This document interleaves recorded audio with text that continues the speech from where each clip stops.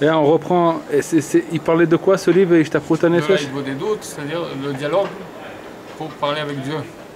Que lorsqu'on parle avec Dieu, alors tout ce sujet de la prière en fait, c'est tout le service divin, tout dépend de la prière.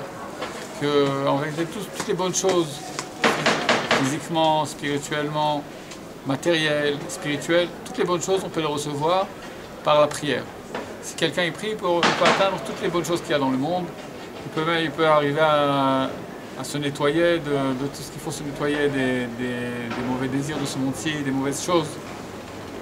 Et Rabbi Israël, c'est ça qui le dérangeait, le mauvais penchant, il lui faisait, il le tracassait tout le temps par les mauvaises pensées qui lui rentraient. Et quand il a vu la force de la prière, il est parti dans la forêt, il est parti dans les champs, il a commencé à prier, à faire une bonne lutte, dialoguer avec Dieu. Et il a vu qu'en fait, toutes les mauvaises pensées, tout le mauvais penchant, tout a disparu. Et alors, il a commencé à guérir, il se sentait bien. Et il était heureux de ça. Et il a commencé à vivre, à lire dans ce livre et pratiquer ce qu'il avait écrit au sujet de la des doutes. Jusqu'à ce qu'un jour, un des élèves de la yeshiva, il a vu que Rabbi Israël, il lisait dans ce livre-là. Il faut savoir qu'à l'époque, il y a 100 et quelques années, la Chassidut de Breslev, elle a souffert beaucoup d'opposition. Il y avait beaucoup d'opposition à la Chassidut de Breslev. Et Rabbi Israël, donc il était jeune, il ne savait pas que c'était un livre Breslev. Il y a un qui lui a vu que ce livre, il lui a amené la guérison pour son âme.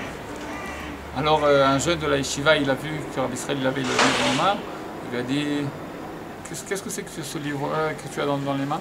Il lui a dit, c'est bien pour moi ce livre. Il lui a dit, c'est interdit de lire dans ces livres-là. Tu sais, c'est le livre Breslev. Tous les rabbins ils disent que c'est interdit de lire dans ces livres-là. Il a dit, moi j'écoute personne. Ce livre-là, pour moi, c'est la guérison de mon âme. C'est très bien pour moi. Et j'ai besoin de personne. Parce qu'il me fait du bien, ce livre.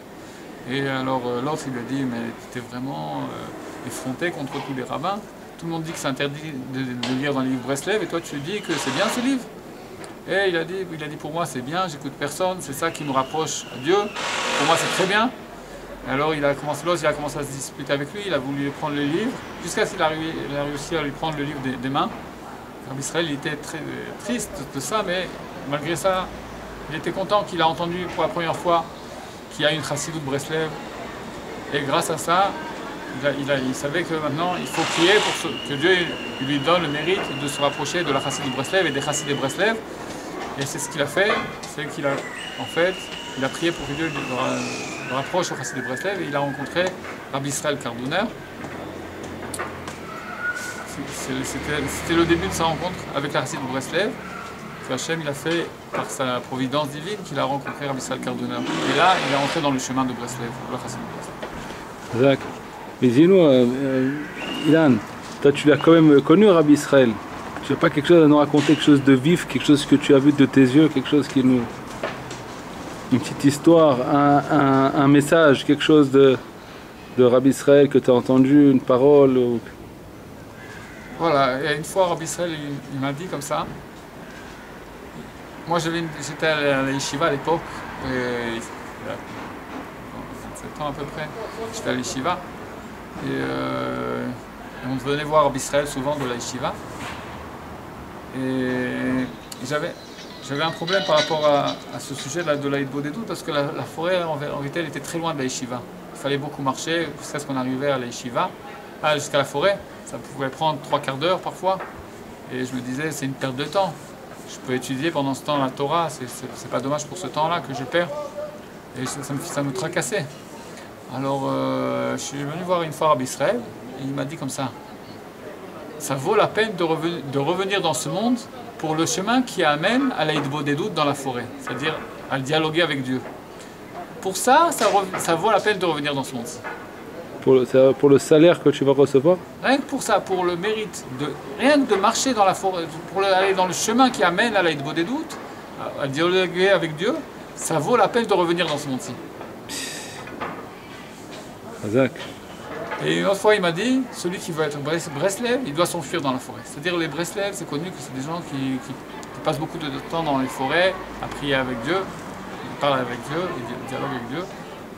Rabbi Nachman, il a dit, l'Aïdbo des doutes, il faut que ce soit au minimum 1 heure par jour. Maintenant, il n'a pas dit que 1 heure. Celui qui veut faire plus qu'1 heure, eh ben, c'est très très bien. Mais au minimum 1 heure, il a dit. Pas moins d'1 heure, parler avec Dieu. C'est sûr qu'on ne peut pas, quelqu'un qui n'a jamais fait ça, du jour au lendemain à faire 1 heure, c'est très difficile. Il faut s'habituer à parler avec Dieu progressivement, 5 minutes, 10 minutes, jusqu'à ce qu'on arrive à atteindre cette heure-là. C'est celui qui arrive à faire cette heure-là de façon naturelle, eh ben, c'est super parce que toute sa vie elle s'arrange, il commence à être joyeux, tous ses manques, ils se remplissent. Ça met du temps, il faut comprendre que c'est pas une chose qui se fait du jour au lendemain, mais la vie elle s'arrange. Plus on parle avec Dieu, plus notre vie elle va s'arranger.